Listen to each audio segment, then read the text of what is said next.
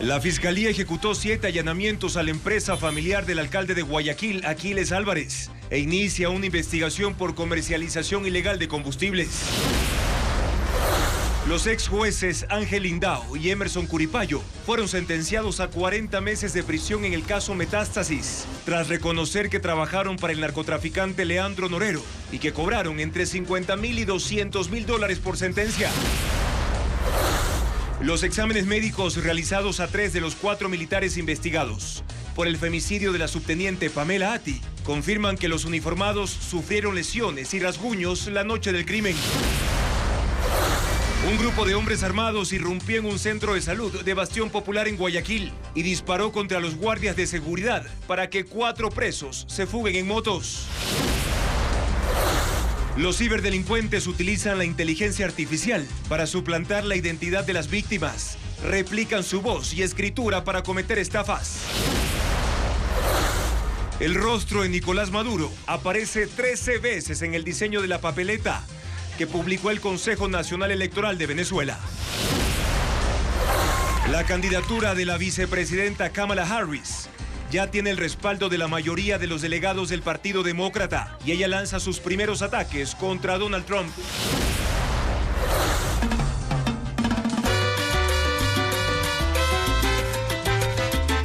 Televistazo inicia un especial de 4 entregas que muestran cómo los turistas pueden hacer suya a Guayaquil, deleitándose con su cocina y sus atractivos en estas fiestas fundacionales. Que te vaya muy bien, que des lo mejor de ti. Las hermanas Neisy Dacomes y Angie Palacios graban un emotivo video para desearse suerte a días de participar en los Juegos Olímpicos París 2024. ¿Qué tal, amigos? Bienvenidos a una nueva jornada informativa en Televistazo Estelar. Comenzamos. Una semana después de que el gobierno presentó una denuncia, la Fiscalía abrió una investigación por comercialización ilegal de combustibles y allanó la empresa familiar del alcalde de Guayaquil, Aquiles Álvarez. Además, creó un logo para este caso denominado AAA, que incluye los colores de la bandera de Guayaquil y una parte del logotipo del movimiento Revolución Ciudadana con el que Álvarez ganó la alcaldía. Luisa María Heredia con un informe. La sede de gasolineras Copedesa, empresa del alcalde de Guayaquil, Aquiles Álvarez, fue allanada este martes. Al sitio, situado en el centro de la ciudad, cerca del mediodía, llegaron agentes fiscales y policías. Levantaron varios indicios: computadoras y otros dispositivos electrónicos, documentos y facturas de venta y compra de diésel y gasolinas. En su cuenta de la red social X, el Ministerio Público compartió información preliminar. Presentó el caso como AAA. Precisó que se ejecutaron 7 allanamientos en Guayaquil y Milagro, provincia del Guayas, en el marco de una investigación por almacenamiento, transporte envasado, comercialización o distribución ilegal de productos derivados de hidrocarburos. Y aunque no confirmó si corresponde a la denuncia que puso hace más de una semana el gobierno de Daniel Noboa en contra del alcalde, 2 de sus hermanos y la gasolinera familiar por presunta comercialización irregular de combustibles, creó un logo que dice mucho más. En la imagen claramente se distinguen 3 letras A, que corresponderían a la inicial del apellido de los hermanos Aquiles, Antonio y Javier Álvarez Enríquez, accionistas de Copedesa. Las 2 A de los extremos tienen las mismas franjas y colores que la bandera de Guayaquil, y la del centro, que es más alta, parece una torre petrolera que encima lleva una flama, que es igual a la que aparece en el logotipo del movimiento Revolución Ciudadana RC5, organización política que auspició la candidatura del alcalde Álvarez. Él reaccionó con un tuit: hace unos momentos la Fiscalía ha realizado un operativo en mi empresa para recabar información dentro del marco de su investigación. Nuestra posición es de total apertura para que hagan su trabajo, con la confianza de que actuarán con técnica y justicia. De nuestro lado no hay nada que ocultar ni nada que temer. Postdata: 1. Nos hubieran solicitado directamente la información, lo que habría hecho todo más fácil y sin necesidad de ningún acto urgente. 2. Qué pena que usen los colores sagrados de la bandera de Guayaquil. Le siguió el líder de RC5, Rafael Correa, quien llamó ineptos a los que bautizaron el caso y crearon el logo. Les recordó que esas siglas hacen referencia a un grupo paramilitar de extrema derecha activo en Argentina durante la década de 1970. Miembros del Consejo Cantonal también defendieron a Aquiles Álvarez. Las disputas entre el alcalde y Daniel Noboa empezaron el año anterior. Ya son 7 los condenados mediante juicio rápido en el caso Metástasis. Hoy, los ex jueces Ángel Indao y Emerson Curipayo aceptaron que vendieron sentencias al narcotraficante Leandro Norero y recibieron una pena reducida, informa Jacqueline Rodas. Emerson Curipayo y Ángel Indao fueron trasladados en tanquetas militares desde la cárcel de Cotopaxi a la Corte Nacional. Antes jueces de Santo Domingo y ahora presos, ambos fueron condenados este martes en el caso Metástasis como autores del delito de delincuencia organizada. En audiencias individuales aceptaron que recibieron dinero del narcotraficante Leandro Norero para fallar a su favor. Curipayo confesó que cobró $200.000 por liberar a alias Madrid y alias Cuyuyuy, sicarios de la banda de los Lobos que trabajaban como gatilleros para Norero. El detalle de la negociación y el pago por la medida cautelar constan en chats. El ex juez usaba el usuario El Gran Gitano. Emerson Curipayo además reconoció que otorgó otras 14 boletas de libertad ilegales, una de ellas a Jorge Glass. El texto de la sentencia a favor del ex vicepresidente de la República fue escrito y entregado por Wilman Terán, según las pruebas presentadas por la fiscal Diana Salazar y aceptadas por Curipayo.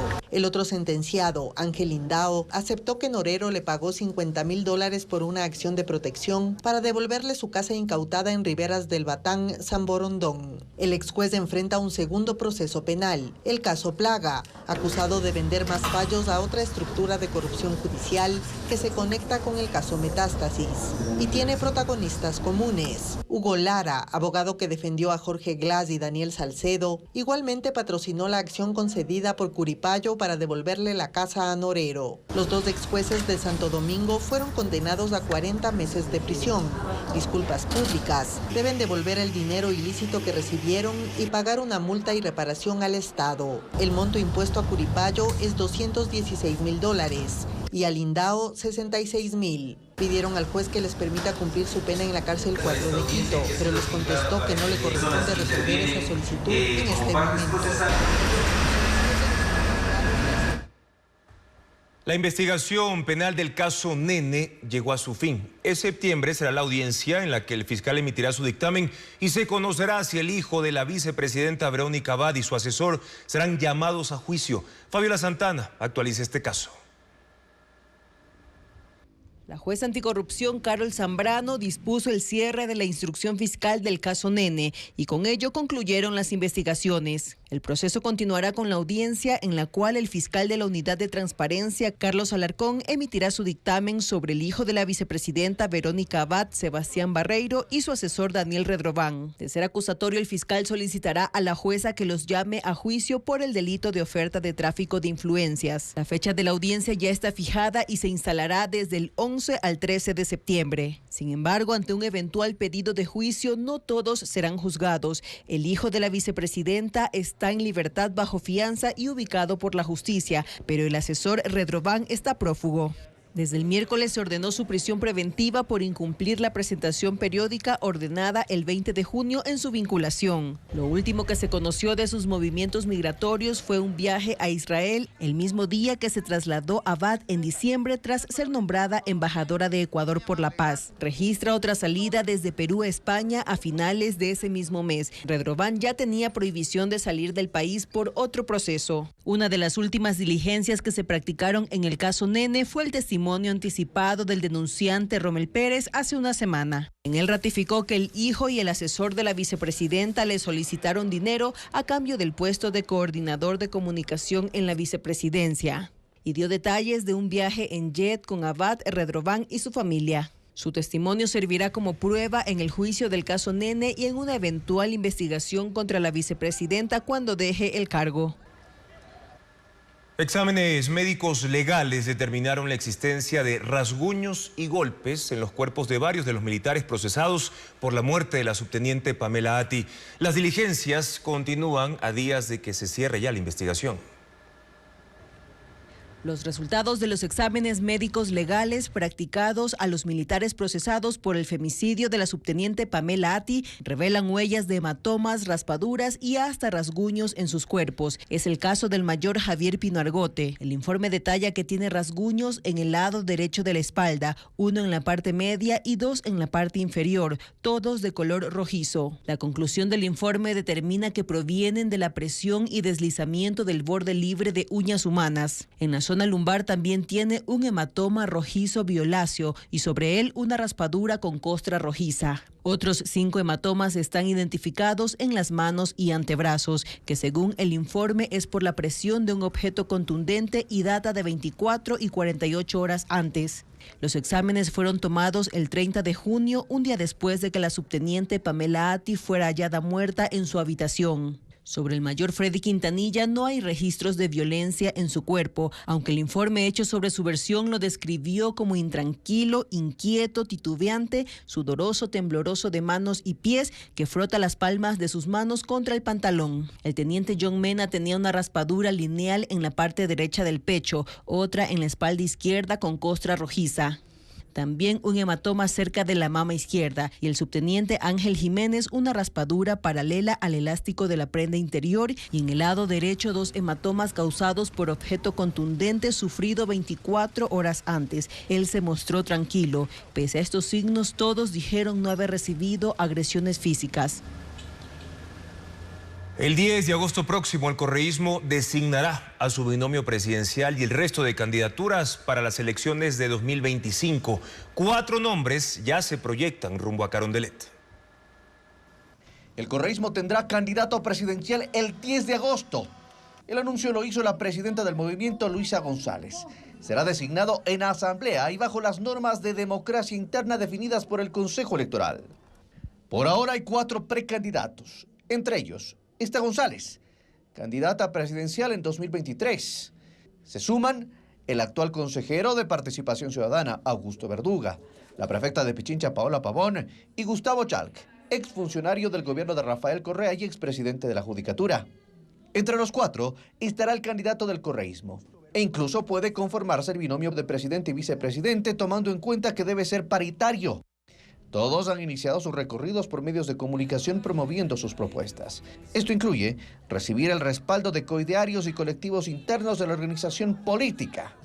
Y para evitar cualquier confrontación o diferencia interna, la dirigencia de la Revolución Ciudadana solicitó a los directores provinciales, distritales y de circunscripciones en el exterior, así como a las dirigentes, abstenerse de tomar posición frente a cualquier tipo de precandidatura.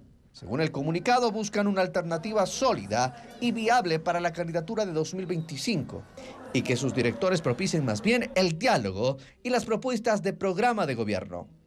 La designación de candidaturas en anteriores convenciones de la Revolución Ciudadana se realizó por elecciones representativas, es decir, delegados de las estructuras de la organización que se pronuncian a viva voz por el precandidato de su preferencia. Si así lo hacen, apareciendo en eventos públicos junto a prefectos de la Revolución Ciudadana, el presidente Daniel Noboa transmite una imagen de unidad y de trabajo en equipo, pero eso ha molestado al líder de ese grupo, Rafael Correa, tras el encuentro con Marcela Guiñaga. Noboa y Correa incluso confrontaron en las redes. Luisa María Heredia con el informe. Daniel Noboa y Marcela Guiñaga volvieron a aparecer juntos en un evento público, el acto de entrega de una garantía soberana del gobierno central a la prefectura del Guayas, para que acceda a un crédito de 50 millones para obras de vialidad, riego y vivienda social. A Guiñaga recibió a Noboa. Ingresó con él al Centro de Atención Ciudadana de Milagros, sitio en que este lunes se llevó a cabo el evento, y permaneció sentada a su derecha hasta que terminó la ceremonia, pero no lucía muy cómoda. Su actitud era diferente a la que se evidenció el 8 de noviembre del año anterior, cuando fueron vistos por primera vez juntos en un acto público, la sesión solemne por la provincialización de Guayas, y en posteriores reuniones de trabajo en la gobernación, donde el diálogo y las risas eran mutuas y fluían. Ahora Noboa, aspirante a la reelección, fue quien sonrió la mayor parte del tiempo. A Guiñaga, en cambio, lo hizo únicamente cuando recibió una orquídea como obsequio. El presidente, en su afán por mostrarse cercano a la prefecta, en su discurso la llamó. Un saludo principal a nuestra querida Prefecta. Pero en su intervención, Aguiñaga, que fue una de las primeras en pronunciarse a favor del alcalde de Guayaquil, Aquiles Álvarez, la semana pasada, después de que el gobierno lo denunciara, hizo una suerte de aclaración. Desde el día en que me posesioné como prefecta, dije, primero Guayas y luego la política. Y aquí estoy. Pese a ello, una vez culminado el acto, en la cuenta de Noboa en la red social X se publicó una foto en que aparecen los dos y un mensaje que hace alusión a su buena relación. Hoy le tocó a Marcela Aguiñaga. El viejo Ecuador durante años se encargó de dividir al Guayas y le negó oportunidades de progreso. Hoy este gobierno da la cara y trabajamos juntos por nuestra provincia. Rafael Correa, líder del movimiento Revolución Ciudadana al que sigue perteneciendo Aguiñaga, le respondió a Noboa: muchacho, no seas ridículo. Y Noboa contestó: Nerón no sabía que aparte de amargado era celoso. Aguiñaga se mantuvo al margen, no replicó ninguno de esos mensajes. Luego publicó: esto ya parece la Rosa de Guadalupe recargada. Qué manera de hacer drama. Fue almuerzo con agricultores. Estoy enfocada en trabajar por Guayas, por eso me eligieron. Lo demás es cuento. La prefecta acompañó el tuit con 2 fotografías tomadas en el almuerzo que hubo tras la entrega de la garantía. En una se la ve agarrada del brazo de un agricultor, distante de Noboa. La semana pasada, el prefecto de Manabí, Leonardo Orlando, otra figura de la Revolución Ciudadana, se vio envuelto en una situación parecida. Primero recibió una garantía soberana y luego comió con el presidente, lo que despertó las críticas de miembros de su movimiento. La directora del Servicio Secreto de los Estados Unidos renunció luego de admitir que fallaron en la seguridad de Donald Trump en un acto de campaña en Pensilvania. Kimberly Cheadle cedió ante las presiones políticas luego de ser acorralada en un interrogatorio del Comité de Supervisión del Congreso. El atentado del 13 de julio contra Donald Trump desató una serie de cuestionamientos al personal encargado de la seguridad, los miembros del Servicio Secreto. Si bien estos reaccionaron cuando Thomas Matthew Crooks disparó contra Trump, las investigaciones apuntan a que el servicio secreto no fue capaz de detectar la amenaza, aun cuando ubicaron a un hombre armado en un techo a 120 metros de distancia y permitieron que Trump subiera al escenario. On July 13th, we failed. El 13 de julio fracasamos, dijo la directora del Servicio Secreto. Asumo toda la responsabilidad por cualquier fallo de seguridad en nuestra agencia. Fue una de sus declaraciones durante la audiencia en el Congreso, donde fue señalada como incompetente y casi como responsable por el atentado. El congresista Mike Turner del Partido Republicano le dijo: porque Donald Trump está vivo y gracias a Dios lo está, usted parece incompetente. Si Donald Trump hubiera sido asesinado, usted habría parecido culpable. No hay ningún aspecto de esto que indique que haya habido alguna protección para Donald Trump. Fue cuestionada también por congresistas del Partido Demócrata y le dijeron que a pesar del tiempo transcurrido, hay todavía muchas preguntas sin respuesta por parte del Servicio Secreto. Cheadle había dicho que no iba a renunciar hasta esta mañana cuando anunció su dimisión. El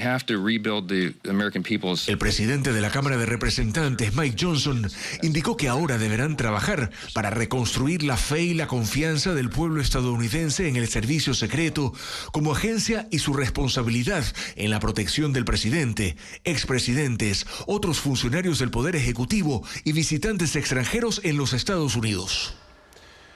La vicepresidenta de Estados Unidos, Kamala Harris, impulsa su campaña presidencial con más apoyo financiero y también la adhesión de nuevos delegados. Ya ha lanzado severas críticas contra Donald Trump. Informa Ileana Suárez.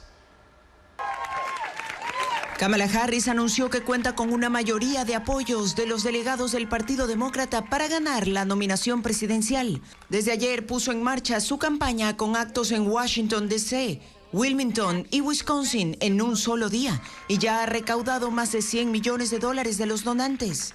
Harris prometió hacer todo lo que esté a su alcance para unificar al Partido Demócrata y criticó duramente a su rival, Donald Trump. Antes de que fuera elegida como vicepresidente, fui fiscal general de California y antes de eso, fui fiscal de la Corte. Y en esos roles me enfrenté a perpetradores de todo tipo, tramposos que rompieron las reglas para su propio beneficio. Así que escúchenme cuando les digo que conozco el tipo de Donald Trump. I know Donald Trump's type. A solo 106 días de las elecciones presidenciales, reconoció la montaña rusa que han vivido en las últimas semanas y dijo que la lucha por el futuro es también una lucha por las libertades. Prometió que de ganar se enfocará en ayudar a la clase media. El presidente Joe Biden llamó y fue puesto en altavoz para felicitar a su personal y dar su apoyo a Harris. Señaló que seguirá con sus labores como jefe de Estado, a lo que la vicepresidenta respondió: And let us be very clear, Joe is not done. Seamos muy claros, Joe no ha terminado y nuestra nación seguirá elogiando su liderazgo audaz y visionario como presidente. La campaña parece haber tomado un nuevo impulso con la llegada de Harris, pues más de 28,000 nuevos voluntarios se registraron para trabajar con ella. Delitos con la suplantación de expresiones y de voz de las víctimas. Pero, ¿cómo reconocer esta estafa vía WhatsApp? Valeria Navarro tiene la respuesta en el siguiente informe. Detectar la más reciente estafa en redes sociales es difícil. Los ciberdelincuentes suplantan la identidad de las víctimas utilizando la inteligencia artificial con total precisión y lo hacen sirviéndose de la mensajería WhatsApp.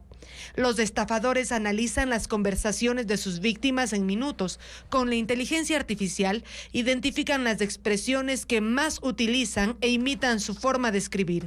Los mensajes son enviados desde el número telefónico del perjudicado. Eso lo consiguen con anterioridad, haciéndose pasar por un familiar o amigo y solicitando el código de verificación de WhatsApp a la propia víctima. Los mensajes llegan a los contactos cuando la víctima no está conectada. Esto se aplica con mayor frecuencia a personas que se encuentran en el extranjero o en el momento en que está viajando y pierde la conexión. Para hacer más creíble la estafa, se utilizan audios falsos con el software Deepfake, que imita la voz de la víctima. Obtienen el registro de voz de publicaciones en redes sociales, interferencias de llamadas o grabaciones filtradas. Las cantidades de dinero solicitadas no superan $500.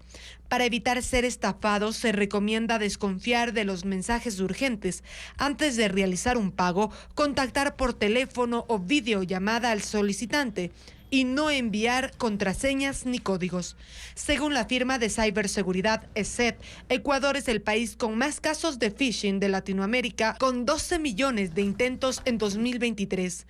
Esto se ha agravado por el uso de la inteligencia artificial. Le sigue Costa Rica, Colombia, Guatemala y El Salvador. Mañana el Independiente del Valle enfrentará al Boca Juniors por la Copa Sudamericana y Teo Pozo ya está en Buenos Aires. Tiene detalles de ese encuentro que se llevará a cabo en el estadio La Bombonera. Teo, adelante.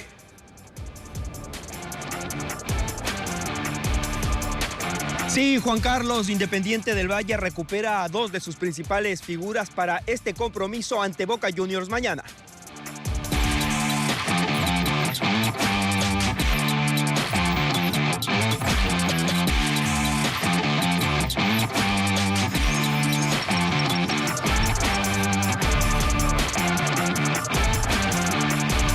Acá estamos en Buenos Aires, Argentina, sí, en la capital de este país para lo que va a ser el compromiso entre Independiente del Valle y Boca Juniors por la revancha de esta Conmebol Sudamericana. Recordemos que en el compromiso de ida el conjunto ecuatoriano empató 0-0. Para este partido están a disposición del técnico Martín Anselmi, del técnico Gandolfi, dos jugadores, Junior Sornosa y también Kendry Páez. Junior que no actúa hace 3 meses por una lesión y Kendry Páez que el otro día salió con una molestia muscular. El compromiso será a las 19:30. El conjunto ecuatoriano aspira a eliminar a Boca Juniors como ya lo hizo en la temporada 2016 cuando lo sacó de la Conmebol Libertadores. Por supuesto, en esa edición que fue en el año 2016, Independiente del Valle se coronó como vicecampeón del certamen. Ahora les hablamos del cuadro de Universidad Católica, sí, de Ecuador, que también actúa en la Conmebol Sudamericana y lo hará mañana jugando como local a partir de las 17 horas en el Estadio Olímpico Atahualpa de Quito. El plantel de la Chatoleí perdió 2-0 en su visita ante Libertad de Paraguay y ahora aspira a revertir el resultado adverso. El equipo de Jorge Célico les va a ser efectivo para llegar a la siguiente instancia de este certamen internacional. También en esta Conmebol Sudamericana, el cuadro de Barcelona, sí. El ídolo del astillero, en cambio, va a jugar en Brasil ante el cuadro de Bragantino. El compromiso será a las 19:30. Y recordemos que el ídolo del astillero empató 1-1 en su cancha contra este mismo rival por el repechaje. En instantes terminó el compromiso también por este repechaje de la Conmebol Sudamericana entre el cuadro de Huachipato, que visitaba a Racing de Uruguay, Racing de Montevideo, en el mítico Estadio Centenario. El jugador Martínez puso el único tanto del partido para Huachipato. Y en breve vamos a volver, estamos acá en Buenos Aires, en la zona de Puerto Madero, una de las más turísticas que tiene esta ciudad, para hablar de los Juegos Olímpicos que arrancan en pocos días y con la delegación ecuatoriana ya en París. Se lo contamos en breve. 400 vacantes para 40 empresas se ofertarán en la Feria Virtual de Empleo que empezará este miércoles. Estudiantes y profesionales podrán aplicar. Luis Alfredo Zúñiga tiene más detalles sobre este y otros servicios. Este miércoles inicia la Feria Virtual de Empleo, organizada por las empresas JobsCan y Por Fin Empleo. En el evento, que se extiende hasta el domingo 28 de julio, participarán 40 empresas de sectores como finanzas, industria, tecnología, gastronomía, entre otros, ofreciendo 400 plazas de trabajo. Para postularse, debe ingresar al portal web porfinfuturo.com y llenar su hoja de vida. Luego podrá acceder a revisar los stands y postular a la plaza de su preferencia. A la feria pueden inscribirse estudiantes de los últimos años de universidad, recién graduados, aquellos que buscan su primer trabajo y quienes van por nuevos empleos. El Instituto Nacional de Meteorología e Hidrología, INAMI, pronosticó que la madrugada de este miércoles la temperatura en sectores de Guayas y Los Ríos descenderá hasta los 21 grados centígrados, mientras en Santa Elena y Galápagos llegará a los 19 grados y la sensación térmica puede ser aún más baja. Esto se debe, según el INAMI, a masas de aire frío que llegan desde el sur del continente y que los números oscilan en los parámetros normales de la temporada seca. El lunes 22 de julio fue el día con la temperatura más baja del mes en Guayaquil, con 20.6 grados. Desde finales de mayo, en la costa se reportan noches más frías. Luego de años en el país, los trabajadores de la salud venezolanos se han integrado. Trabajan en hospitales públicos y privados y muchos se han convertido en fuentes de empleo. Este capítulo de la serie de Televistazo, Vocación Sin Fronteras, aborda su aporte para la salud de los ecuatorianos. Es un trabajo periodístico de Merlis González, con el apoyo de la Fundación Gabo.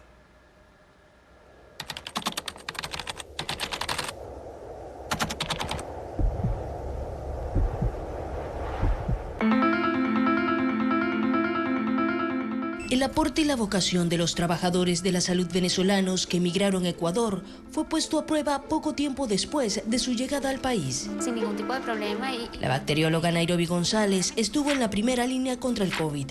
Tomó más de 10.000 muestras a pacientes contagiados en Quito y otras ciudades. Yo estudié para esto. Yo no puedo permitir que mi hijo crezca y cuando pregunte qué hizo mi mamá en la pandemia y yo le diga solo quedarme en casa encerrada, yo no lo podía entender. No podía entender eso. Ser personal de salud extranjero que ofrece sus servicios en Ecuador les ha dado recompensas, pero ha implicado sacrificios. Poco a poco fueron enfermando mis familiares. Gracias a Dios, no hubo nadie que murió por COVID, pero sí murieron mientras yo estaba aquí. Y eso ha sido lo más duro. Que se mueran las personas que tú más amas en el mundo. Y que no puedas estar allá. Con su esfuerzo se han integrado completamente al sistema de salud ecuatoriano. Dicen que con una mezcla de sus conocimientos y carisma. Los pacientes, el mismo calor con el que nosotros lo atendimos, ese calor fue recibido también y pues nos quedamos con ellos. Creo que con amor, demostrándole a mi paciente que con amor se puede lograr muchas cosas y aliviándole y poniéndome los zapatos de ellos, creo que me ganaron su respeto y su amor. Muchos migrantes ya tienen entre 5 y 8 años residenciados en Ecuador, tiempo en el que han sido contratados en hospitales públicos o han abierto sus propios consultorios. Ya el generar empleo es algo muy bonito. Muy bonito saber que estás ayudando a personas que no tenían empleo, que tenían años sin trabajar. Había enfermeras que no tenían trabajo, pero estaban calificadas para hacer tomas. Entonces contratamos enfermeros. Ya teníamos el personal cuando decidimos montar como centro médico. Y hay algo que siempre me parece bonito. En el primer año que nosotros hicimos la cena de Navidad, éramos 3 personas. 3 personas. Y la cena de Navidad de este año éramos 25. Empleo y estabilidad buscaban cuando migraron. Aquí hallaron un poco más. Hoy en día valió la pena. Estoy en mi consultorio, gracias a Dios, con mis pacientes que me quieren. Siento que me quieren. Mi hijo es ecuatoriano, quiteño. Él es feliz. Él, te digo que prefiere el arroz y el café que el arepa.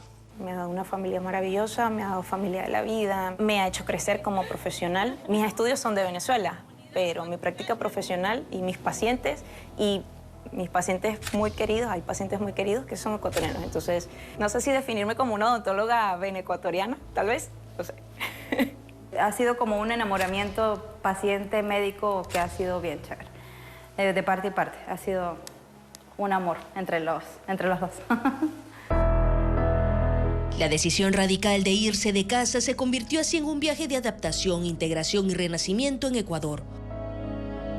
Un lugar que puso a prueba su voluntad, espíritu de supervivencia y paciencia, pero donde han encontrado una nueva vida, un nuevo hogar.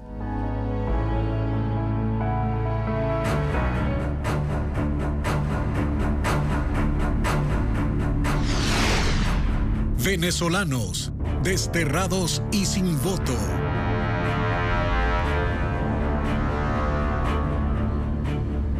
De cara a las elecciones presidenciales, venezolanos alrededor del mundo denuncian que no podrán votar.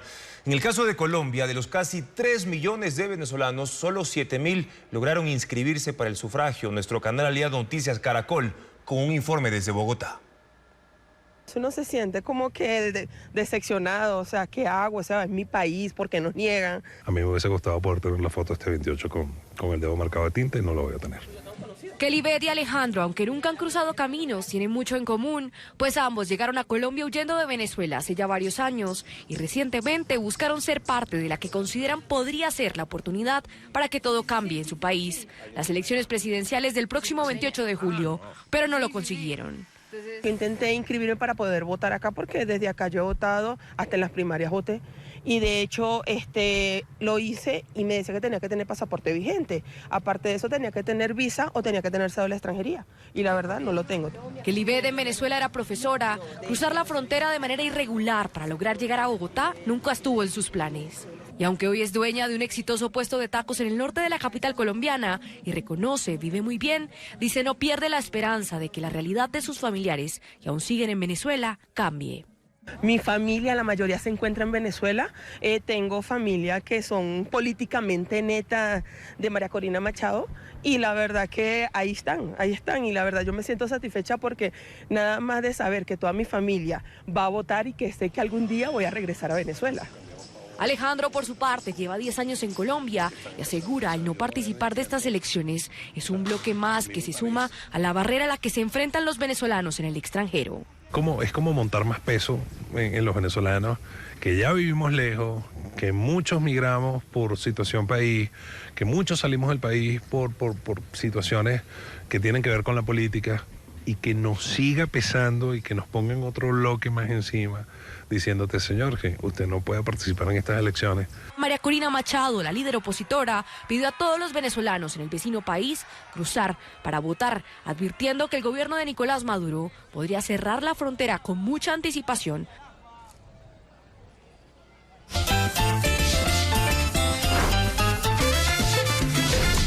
Guayaquil, ¿cómo hacer la tuya?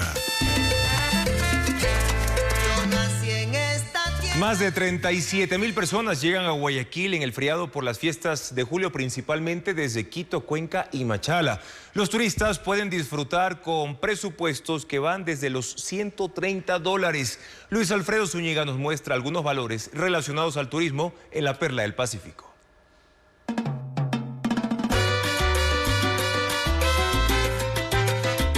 Guayaquil está de fiesta y aunque la fundación se conmemora el 25 de julio, este año el feriado se traslada al viernes 26. Cifras del municipio muestran que en 2023, 37.226 turistas viajaron, se hospedaron, comieron y visitaron Guayaquil y dejaron $9.78 millones. Quiteños, cuencanos y machaleños están entre los principales visitantes. Del oriente viajan en menor número. Para celebrar a Guayaquil hay alternativas según su presupuesto.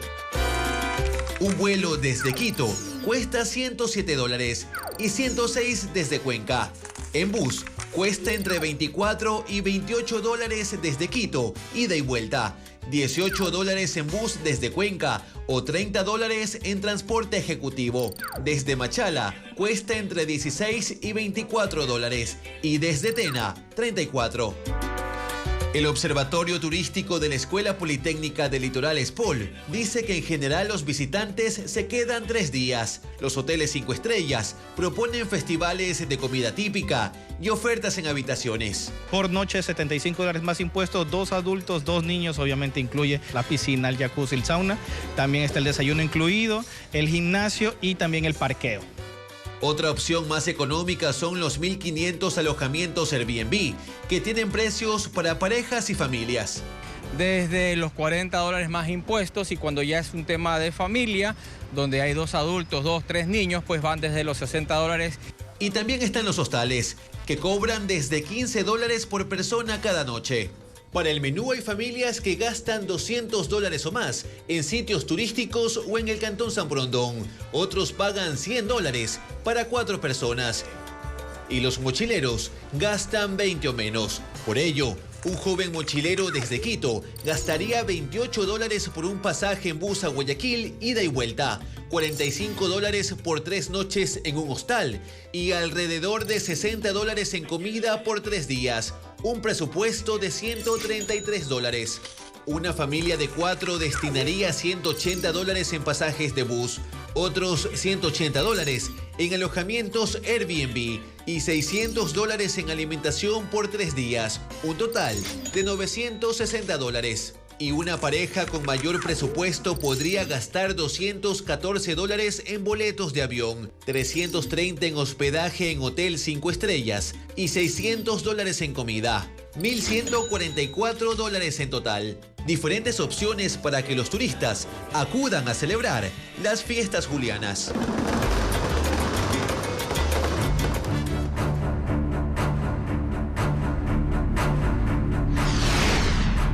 Venezuela, así la quebraron. El régimen de Nicolás Maduro está apuntalado en un respaldo militar donde las lealtades se pagan con cargos públicos, dinero e impunidad.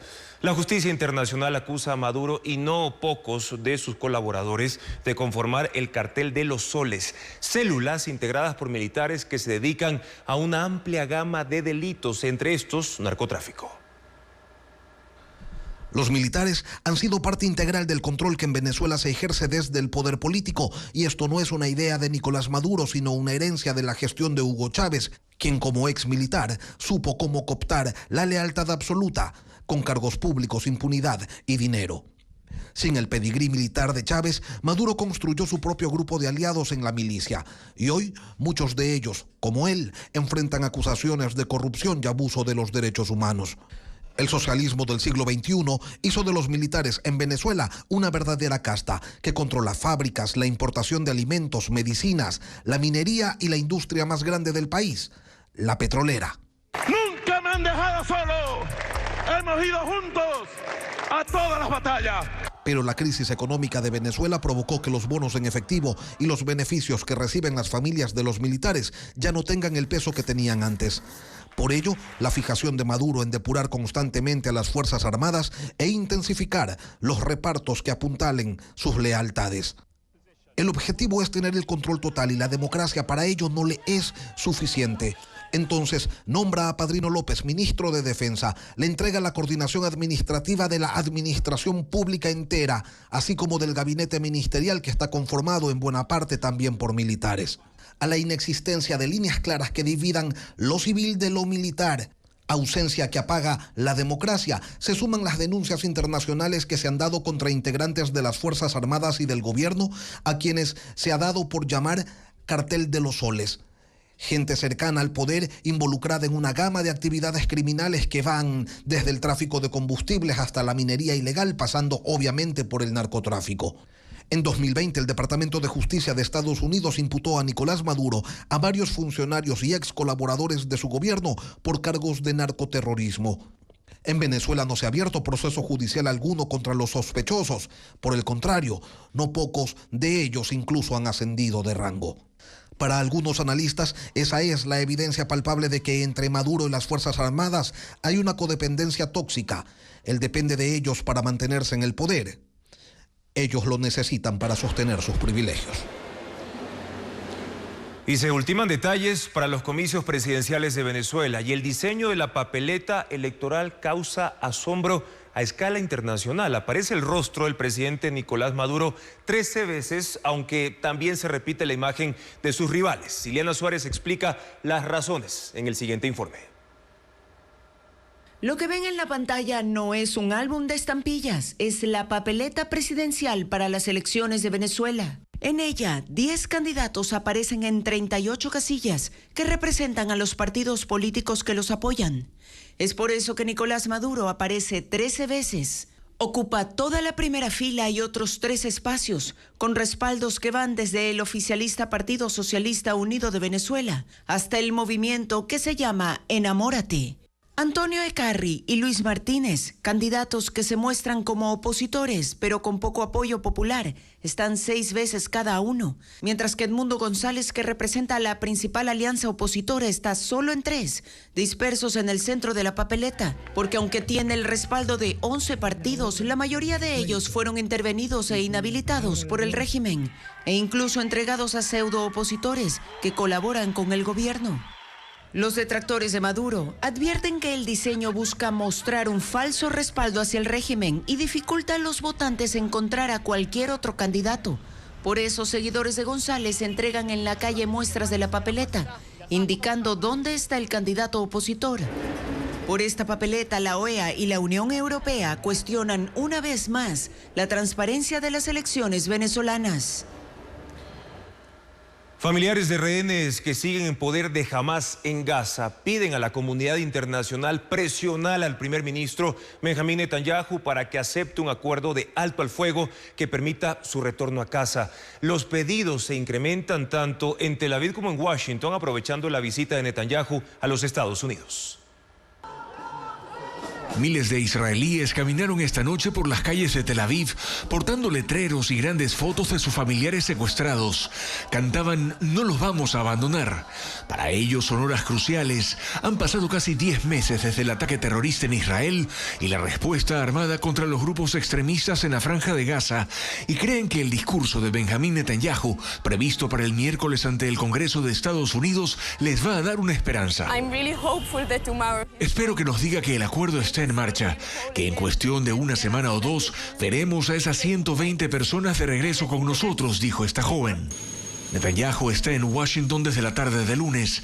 Tendrá una reunión con el presidente Biden en la Casa Blanca, así como otros encuentros políticos. Sobre los rehenes, dijo que hoy les informaron que otros 2 han muerto, pero que están decididos a recuperar los cuerpos de los fallecidos y a llevar de regreso a casa a los sobrevivientes. Las condiciones están madurando por la presión que estamos ejerciendo sobre Hamás, señaló. Mientras los bombardeos en la Franja de Gaza han seguido esta semana en la región de Han Yunis, donde solo ayer se contabilizaron más de 70 muertos y 200 heridos en una arremetida que obliga a centenares de familias a buscar refugio en otra ciudad. Pero también hay presión sobre Netanyahu. Decenas de manifestantes pro-palestinos rechazaron su presencia en Washington esta tarde en el vestíbulo del Congreso, mientras que familiares de rehenes de origen estadounidense se reunieron con congresistas de la Comisión de Asuntos Internacionales de la Cámara de Representantes. Uno de ellos dijo: creo en este momento que cualquier verdadero amigo de Israel debe presionar a nuestro primer ministro para que cierre el acuerdo ahora. Un acuerdo para la liberación de rehenes y un alto al fuego que se encamine como una solución de largo plazo, pero que lleva meses negociándose. Más de 30 bailarines ofrecerán un show en el Teatro Centro Cívico por los 489 años de fundación de Guayaquil. Además, en Azuay, la Orquesta Sinfónica de la Universidad de Cuenca ofrecerá un concierto de música clásica. Estefanía Arias con la agenda cultural. La niña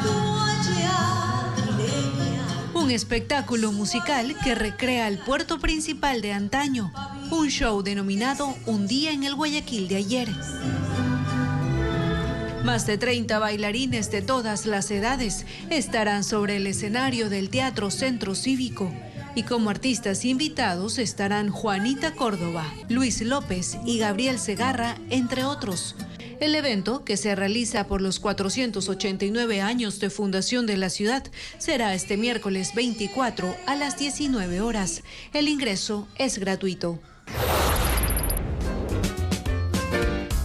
La oscuridad es testigo del encuentro de dos seres peculiares, presos.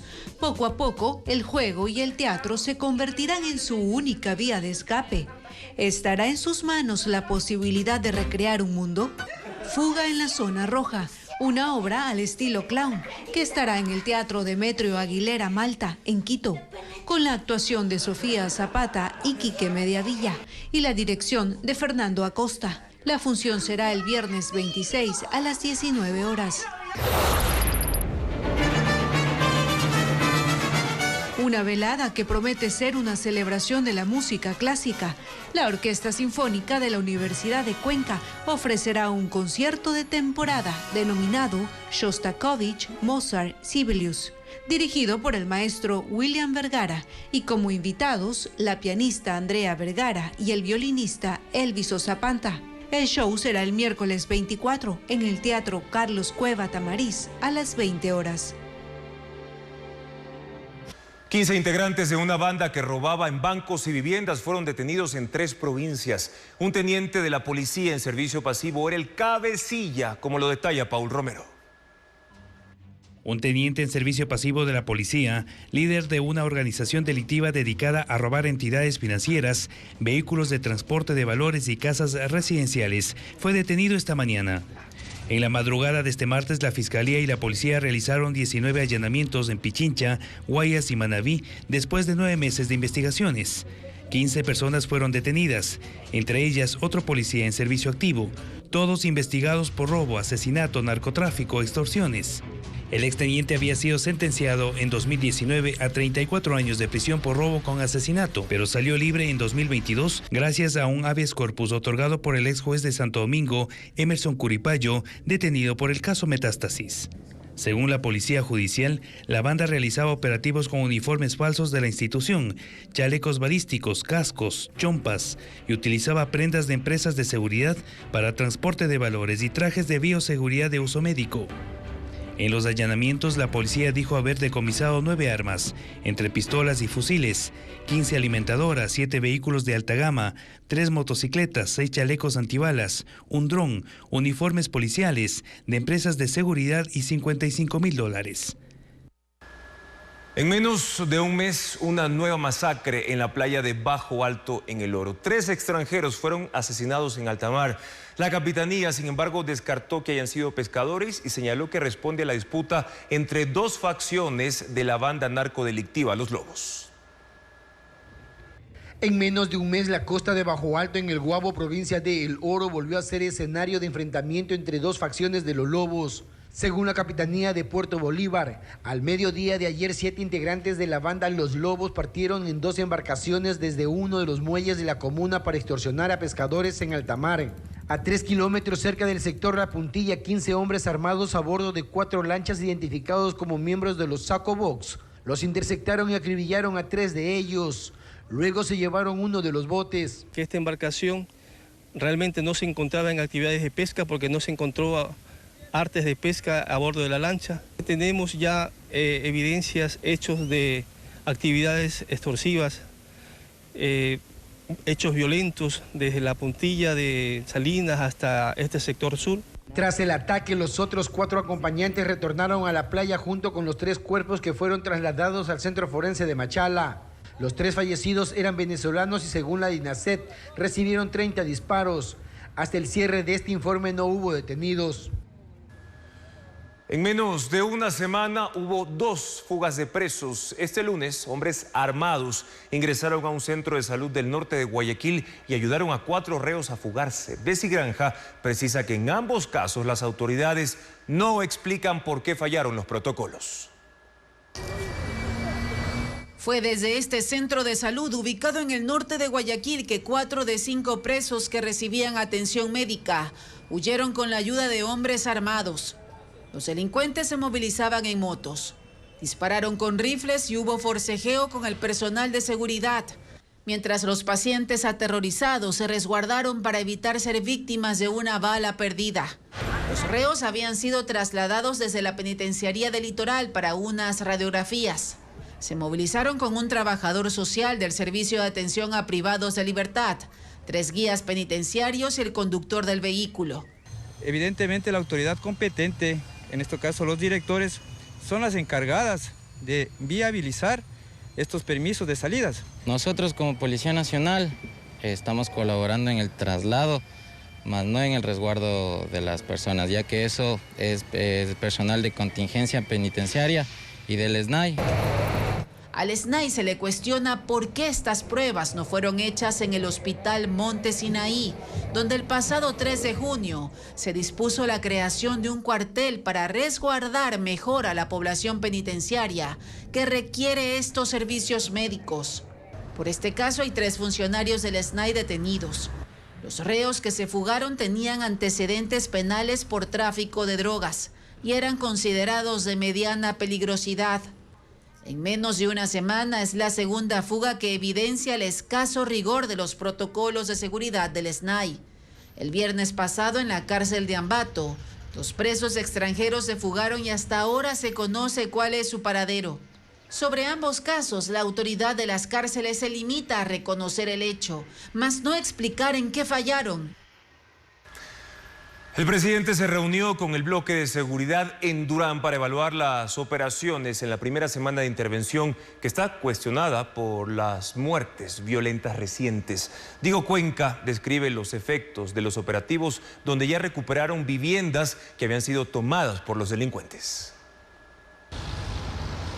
A pesar de la intervención de 1000 policías y militares en el cantón Durán, 5 personas fueron asesinadas durante la primera semana que se cumplió este martes. Para evaluar esos resultados, el presidente de la República, Daniel Noboa, llegó a la unidad policial de ese cantón de Guayas. Estuvo acompañado de 15 autoridades del gobierno, entre ministros y generales del bloque de seguridad. Con ellos compararon que el año pasado hubo 25 muertos más que los 5 crímenes que ocurrieron esta semana de intervención. Luego de 2 horas de reunión, el primer mandatario se retiró.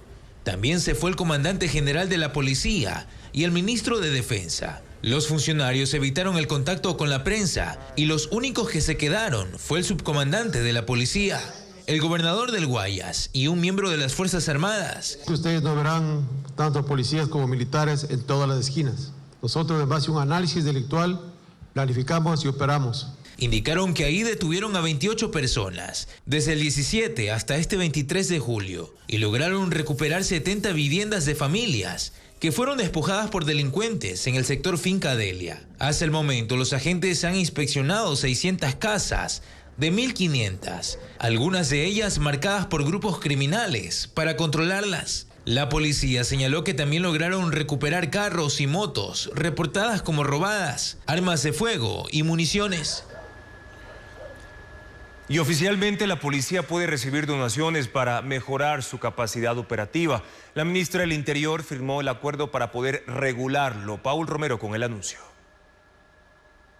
La policía está autorizada a recibir donaciones para mejorar su capacidad operativa institucional.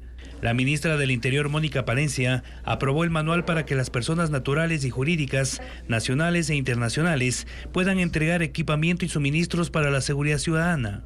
Esta forma de contribución fue propuesta por el gobierno y aprobada por la Asamblea el 19 de diciembre del año pasado en la Ley de Eficiencia Económica y Generación de Empleo. Los donantes pueden reducir el 150% del pago del impuesto a la renta. Para que sea aplicable este beneficio, el equipamiento o suministros deben ser nuevos o en condiciones óptimas para su uso. En el manual de 5 artículos, la ministra establece los mecanismos para la recepción de las donaciones. Estas deben cumplir con los estándares y especificaciones técnicas de la policía y registradas ante el Servicio de Rentas Internas. No hay límite en el monto para la contribución y la policía verificará el cumplimiento de los requisitos. Las donaciones pueden ser vehículos de todo tipo, equipos de protección, tecnología, comunicación, infraestructura. Desde el 11 de julio, la Dirección Nacional de Logística de la Policía se encarga de la recepción y distribución de las donaciones en coordinación con el Ministerio del Interior. El gobierno pretende liquidar definitivamente el fideicomiso AGD CFN No Más Impunidad, que administró los bienes incautados a los ex dueños de Filambanco y al grupo Peñafiel, propietarios del extinto Banco de Préstamos. Francisco Garcés desmenuza en el siguiente reportaje la decisión presidencial. El presidente Daniel Noboa dispuso el cierre definitivo del fideicomiso AGD CFN No Más Impunidad, que durante 15 años ha mantenido parte de la administración de los bienes que fueron incautados a los hermanos William y Roberto Isaías, ex dueños del Filambanco, y al grupo Peñafiel, que era el dueño del Banco de Préstamos. En el decreto firmado, el presidente da 8 disposiciones. Una es para que la Superintendencia de Compañías cancele todas las empresas que se encuentren en estado de disolución o liquidación y cuyas acciones sean del fideicomiso. El decreto descubre la existencia de deudas pendientes de las compañías incautadas con el fideicomiso, que es su dueño, y ordena que en 10 días se extingan usando la figura de confusión, mecanismo que se aplica cuando el acreedor es dueño de la empresa deudora. Y una vez que se cierren las operaciones contables, todos los activos y pasivos que queden deberán pasar a la inmobiliaria pública Inmobiliar, que antes de la firma del decreto ya administraba la mayor parte de los bienes incautados considerados saneados. Solo cuando terminen todos esos trámites, el fideicomiso será cerrado definitivamente. Así el gobierno busca concluir la vida de ese instrumento que legalmente debió ser cerrado hace 6 años, cuando los bienes incautados debieron pasar a manos del Banco Central. Esa transacción fue incompleta porque el Central solo aceptó los bienes que estaban saneados. El fideicomiso se quedó con bienes y pasivos en conflicto y al final los que tenía el Central pasaron a Inmobiliar.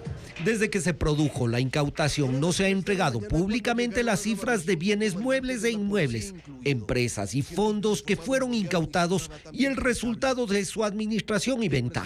Inmobiliar reportó que recibió 796 bienes fruto de las incautaciones y hasta el 2022 50 fueron vendidos a terceras personas por $12 millones. 13 más fueron transferidos a instituciones públicas. En los últimos días, el caudal del río Coca bajó drásticamente y dio un respiro a Petroecuador, al OCP y también a SELEC, que aprovecha para trabajar en el lecho y así proteger esta infraestructura estratégica, como lo describe Francisco Garcés. La erosión del río Coca dio un respiro a los trabajadores de Petroecuador, del oleoducto de crudos pesados OCP, de SELEC y del Cuerpo de Ingenieros del Ejército, quienes construyen un dique de roca en el sector del Mirador para desviar el agua del río y evitar la caída de la carretera E45 y daños en 2 oleoductos y un poliducto. El sector está a unos 80 kilómetros de Baeza, en la provincia del Napo. Los 3 últimos días el caudal del río bajó y permitió que la maquinaria acceda al lecho para mover rocas y construir el dique, que permitió que el agua no golpee el talud izquierdo, cuya erosión avanzó en los últimos días y quedó a pocos metros de la carretera. El trabajo se hace porque el río presenta uno de los caudales más bajos de los últimos meses. Este lunes, por ejemplo, su máximo fue de 290 metros cúbicos por segundo, cuando el mes pasado, en una de sus crecidas, llegó a tener 3.400 metros cúbicos por segundo. En el sector intervenido en junio, la erosión afectó la tubería del OCP y obligó a parar el bombeo durante 15 días mientras se construía un nuevo trazado. Ese sector está catalogado como de alto riesgo y pese a que la erosión se detuvo temporalmente, las tuberías y la carretera están en riesgo constante. Otro sitio crítico es el río Loco. La erosión hizo que el declive aumente y se socave en sus orillas, poniendo en riesgo el puente que lo cruza. Ahí también se colocan rocas grandes para evitar más desprendimientos y sostener la carretera y los oleoductos. Los técnicos confían en que el río no crezca más de lo previsto en los próximos días para que las obras que se realizan sean efectivas, aunque están conscientes de que son temporales porque la erosión avanzará sin que se pueda evitar efectos en la carretera y en la infraestructura petrolera. Fotografías de niñas y niños publicadas en las redes sociales son utilizadas para alimentar programas de inteligencia artificial. Sus datos son clonados o sirven incluso para crear identidades falsas. Valeria Navarro explica de qué se trata en la siguiente nota. La organización Human Rights Watch pide a los padres de familia que no publiquen en redes sociales fotografías de niñas y niños porque corren el peligro de ser utilizadas para alimentar herramientas de inteligencia artificial. La advertencia se da luego de haber encontrado en el conjunto de datos de la organización alemana Lion5B enlaces a fotografías de niños, donde se revelan los nombres de los menores, el lugar donde fueron fotografiados y la fecha. Los rostros de los niños y otros datos personales obtenidos de la web y sin su consentimiento son utilizados para crear identidades falsas. Human Rights Watch encontró 170 fotografías de niños que viven en 10 estados de Brasil, pero la cifra es superior porque hasta el momento solo se ha revisado el 0,001% de 5.850 millones de imágenes que contiene el conjunto de datos. Las fotografías y videos encontrados captan momentos íntimos como bebés recién nacidos, niños que soplan las velas del pastel de cumpleaños, bailan en ropa interior en casa o están en presentaciones de sus escuelas. Son fotografías y videos actuales, pero también de hace 10 años.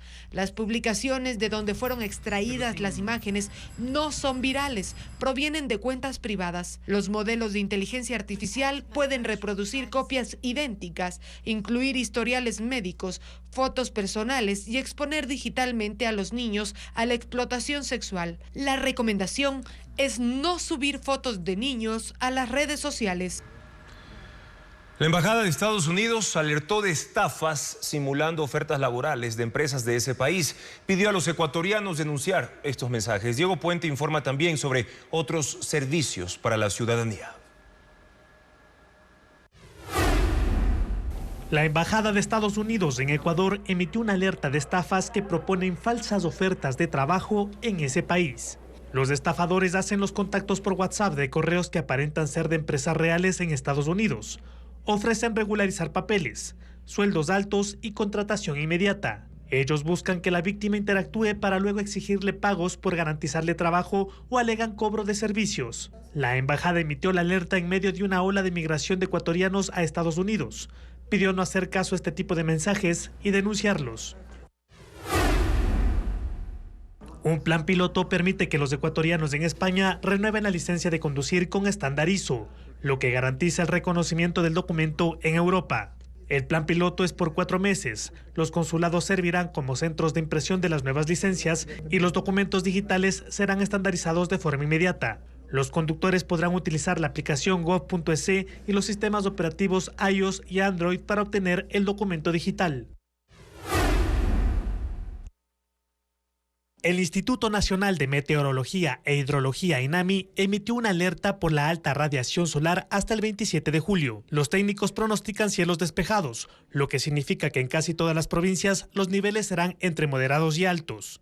En Pichincha, Imbabura y Loja se alcanzará el nivel 12, considerado extremadamente alto según el índice de radiación UV. El INAMI recomendó a los habitantes no tener exposición prolongada al sol desde las 10 hasta las 16 horas y solicitó usar camiseta de manga larga, sombrero, gafas o sombrilla y protección solar. Médicos recomiendan hidratarse para evitar golpes de calor. A los cielos despejados los acompañarán ráfagas fuertes de viento que pueden alcanzar hasta los 50 kilómetros por hora y resequedad general del ambiente, lo que contribuye a la propagación de incendios forestales.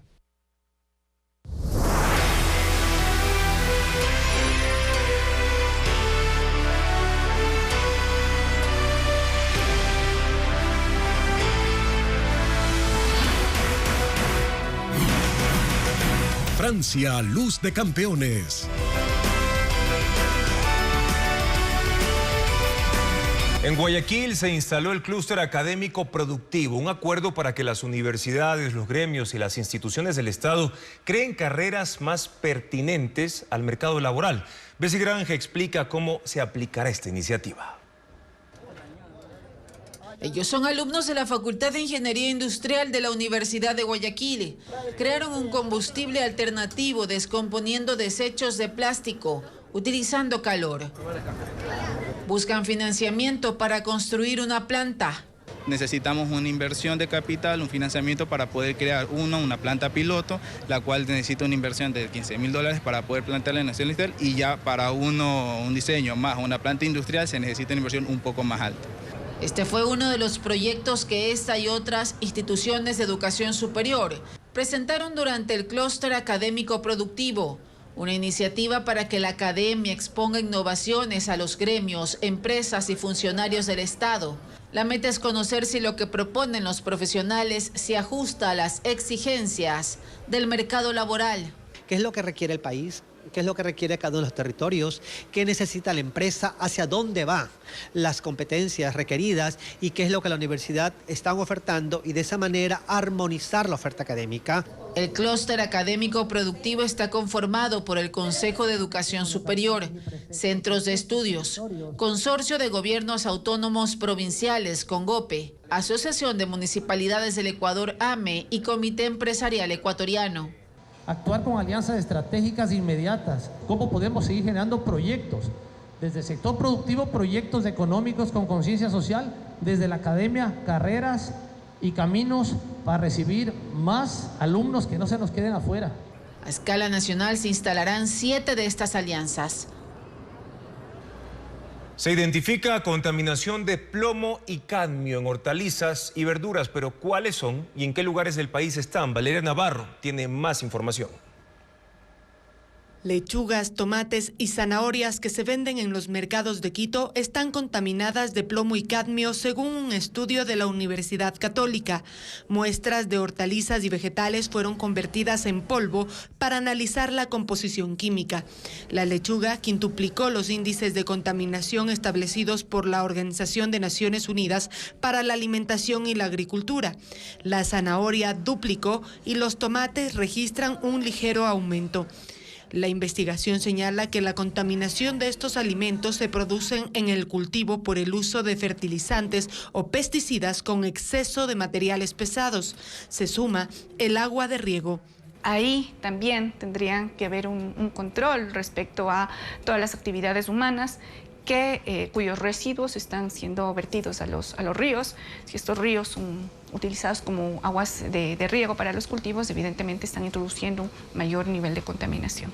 Para determinar si estos metales pesados se transmiten en la cadena alimenticia, se utilizaron mosquitos tipo vinagre que comparten un 60% de genes con el ser humano.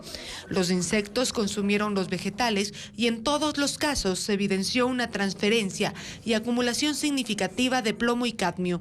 La contaminación es celular y no se soluciona desinfectando los alimentos. Requiere cambios en la siembra y cosecha con productos orgánicos. La presencia de plomo y cadmio en la lechuga, tomate y zanahoria es un riesgo potencial para la salud humana porque desarrolla a largo plazo células cancerígenas y problemas renales. Mañana en Contacto Directo estarán Miguel Enrique Otero, director del diario venezolano El Nacional, para analizar el proceso electoral de este domingo en ese país. También Rudy Hidalgo, directora ejecutiva de Participación Ciudadana, para analizar si las jugadas políticas que se han dado últimamente en el Consejo de Participación Ciudadana afectan la dinámica democrática en el país. Gracias por habernos acompañado.